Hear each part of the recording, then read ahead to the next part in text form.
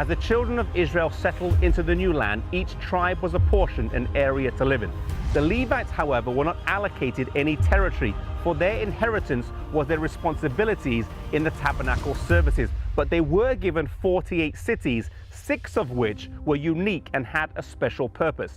These were the cities of refuge, and they played an important role in the judiciary system in early Israel.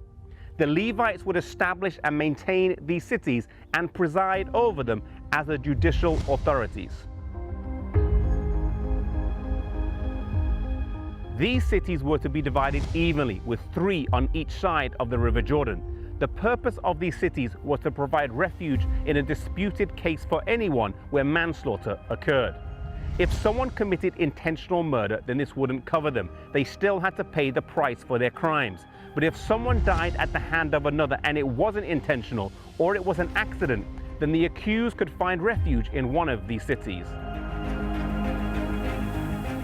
The names of the city were Kadesh, located in Naphtali; Shechem, located in West Manasseh; Hebron, located in Judah; Golan, located in East Manasseh; Rammon Gilead in Gad; and Bezer in Reuben.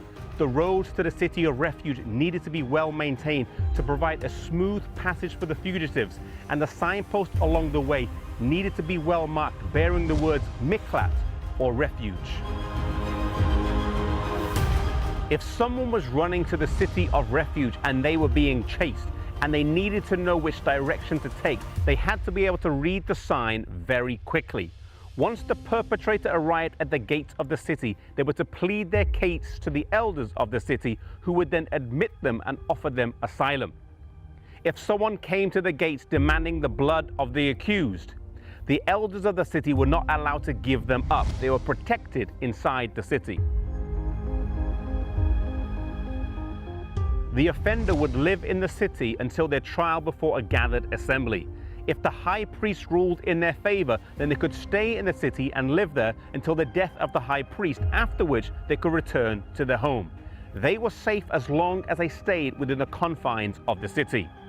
If they left the city and the one who sought revenge found them, then they could kill them without being guilty of murder. This provision of refuge for offenders meant the judicial system had a blend of justice and mercy. This is an example for us today of a deeper spiritual lesson. We are to find refuge in the salvation that Jesus offers to us. As long as our lives are hid in Christ, then we are free from any condemnation that comes our way. Jesus covers our unrighteous lives with His righteousness as long as our hearts are surrendered to Him. May you find forgiveness, assurance, and refuge in Jesus today.